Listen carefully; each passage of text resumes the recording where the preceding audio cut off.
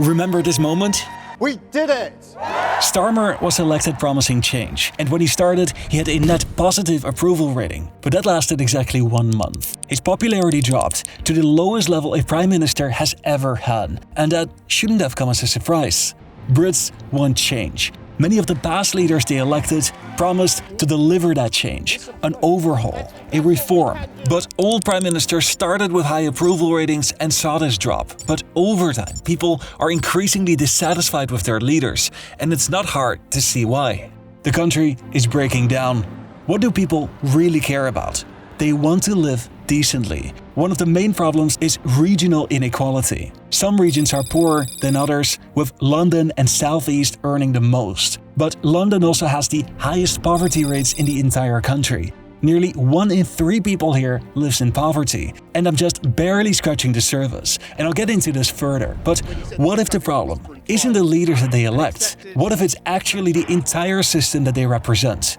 This is why Britain is really breaking down with hindsight. So it is very tempting and it's very easy to lay all the blame on one figure or one political voice. And in some cases that might be true, but more often than not, the struggles of a nation are actually the result of a system that has been built over decades. The prices seen across the country have surprised economists and also policymakers. A third of the people who come to this food project are working full-time. These are how real wages have increased over time, and the UK sits all the way down here, near the bottom. It's basically zero, meaning that after taking rising costs into account, people have not seen their incomes increase since 2008. So this is clearly a long-term trend, and the conditions for this were set many years ago. After World War II, Britain was exhausted. Cities were damaged and industries worn down. The UK was left with massive debts to the United States, and there was a clear sense that the old system had failed. Something new had to replace it. In the late 1940s, the government begins to rebuild, but the entire system is being overhauled. Entire sectors are brought under state control, like British Gas and British Telecom, and at the same time, the welfare state is created. The NHS promises free healthcare to the entire population, and millions of homes were built to address urgent housing shortages. This, for a while, delivered stability, but beneath the surface, problems were beginning to build. British factories were struggling to modernize. They were falling behind Germany and Japan, and at the same time, worker unions were bringing entire industries to a halt by organizing large strikes. This is the winter of discontent. On top of this, the oil shocks created double-digit inflation. In some years, inflation peaked over 20%, meaning that in a single year, people saw the prices of groceries, fuel, and rent increase by about a fifth.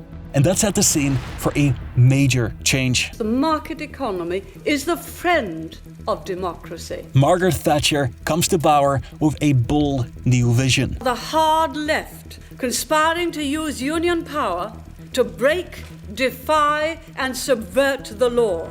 As you can see on this graph, the UK lost thousands and sometimes tens of thousands of days of labor productivity due to strikes.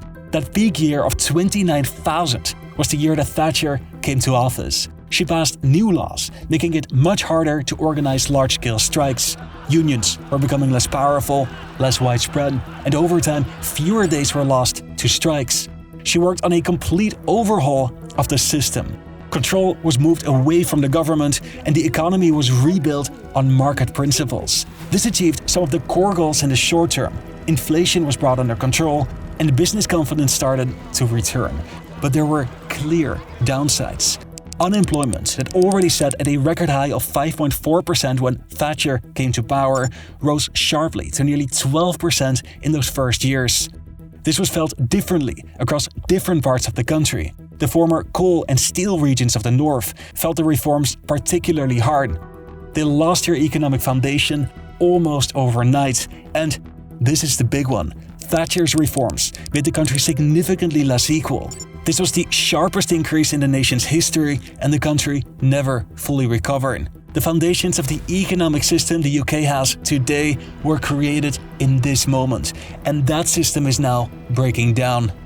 So before we get to the core issue in Britain today, an important message from my sponsor. I've done a video in the past about free speech in Britain, which has come under increasing strain. Today, more than ever, it matters that you protect yourself while you browse the web. So this video is sponsored by Incogni, and Incogni helps people like you and me protect their personal information. How the internet works is that whenever you browse the internet, your personal info is probably sold to data brokers. Luckily, we have laws that require data brokers to delete your info if you make that request, but that is an impossible thing to do by yourself. Incogni does this for you. I can see on my dashboard that they already deleted my info from 251 lists and 20 more are currently scheduled. Stay safe from scammers and identity thieves. Incogni is offering a 60% discount of an annual plan if you use my link in the pinned comment or in the description. That is 60% off an annual plan. And now, let's go back to the video. Today, Britain's problems are no longer abstract. Since the global financial crisis, their economy has grown with barely 0.5% per year. And in recent years, it has been even worse. Real wages barely moved as prices surged. The country is currently living through its longest period of wage stagnation in over a century, while pressure on public services is intensifying. So after World War II, the state promised healthcare to all of its citizens. But that system has now increasingly come under strain. In the latest NHS data, the average patient waited for more than 13 weeks for treatment, and many waited far longer. There are currently over 7 million people waiting for treatment. Public services like the NHS depend on an economy that is strong enough to fund them. And Britain's economy is simply not growing fast enough anymore to provide the level of care that people have gotten used to. Low growth, high pressure, the entire system is under strain. By the late 1990s, industry was no longer driving growth. Instead, the economy now leaned more on the financial sector, on people borrowing money and rising house prices. The City of London expanded rapidly, attracting global capital at an unprecedented scale. The government invested steadily in schools, hospitals, and infrastructure. These were good years, and many families were now finally able to buy a house. In 1980, 57% of families owned their home. By 2007, this figure had risen to 70%. More families moved into the property market, and by the mid-2000s, the system looked stable. But it was dangerous. It was a manic Monday in the financial markets after two pillars of the street tumbled over the weekend. The global financial crisis hit Britain hard. So it's very easy to look at the situation with the benefit of hindsight, and that is obviously the main premise of this channel. But the financial crisis exposed deeper problems that had been building in the economy for many years. Britain could have fundamentally changed course. But Cameron chose a different path. Why is our economy broken? Not just because Labour wrongly thought they'd abolished boom and bust, but because government got too big, spent too much and doubled the national debt. After the crash, Britain's public debt rose from 36% of GDP to 71%. The government shifted focus toward reducing borrowing and bringing public spending under control. Budgets were cut and public investment slowed down. Departments across the country were asked to do more with less. This big government to reach the end of the road. Austerity became the defining policy of the era. This is not as simple as saying that austerity is either good or bad. A government can obviously not keep spending money endlessly if it doesn't have it. But it comes at a trade-off. When you lower public spending, growth, at least in the case of Britain, also slows down. The number of empty shops on Britain's high streets hit a record high in October, according to the British Retail Consortium. The numbers bode ill for a sector that's so vital to the economy. Consumer spending generates roughly 2/3 of GDP. Britain's economy had become heavily dependent on spending, rising asset prices, and public services. Areas like the local government and the NHS felt the pressure most visibly. But the slowdown reached far beyond them. And crucially, austerity was not paired with major reforms that created a new source of long-term growth. Austerity stabilized the economy, but the deeper structural problems remained. We cannot vote for the status quo. The EU morphing relentlessly into a superstate. People wanted a change. Is that what we want to see on Friday morning?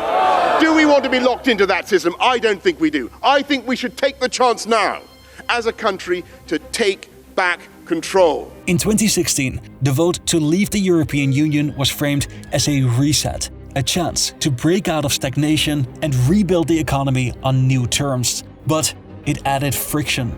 Trade became more complicated, businesses faced new barriers and uncertainty.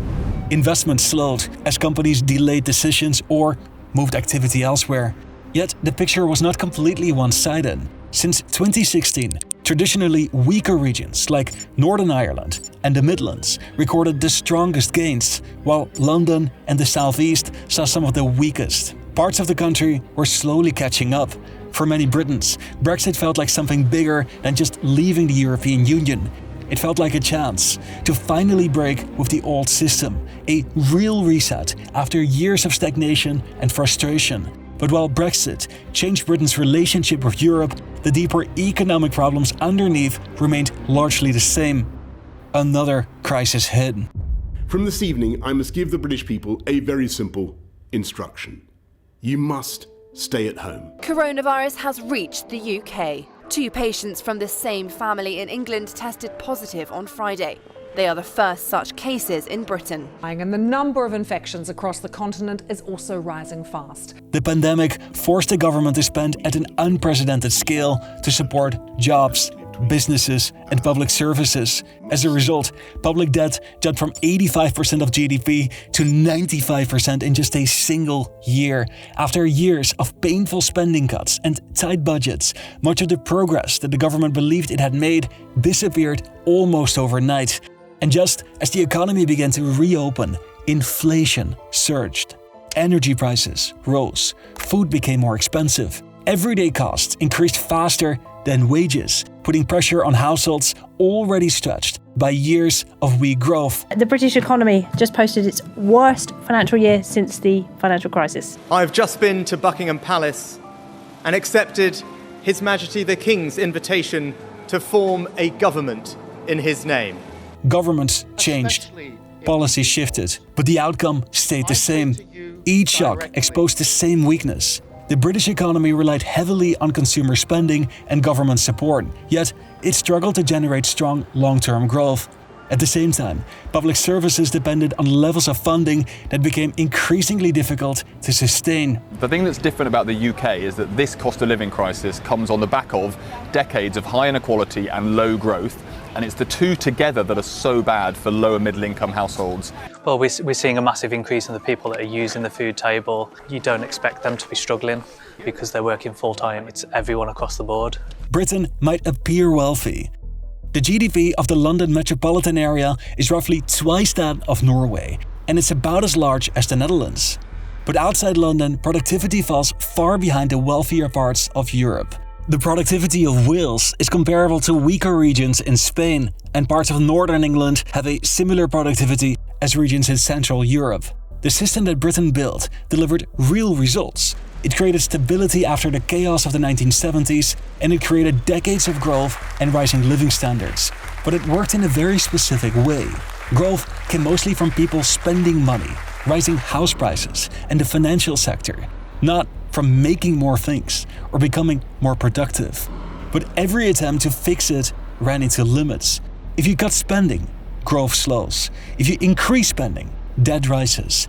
Every attempt at reform would result in another segment of the economy to weaken.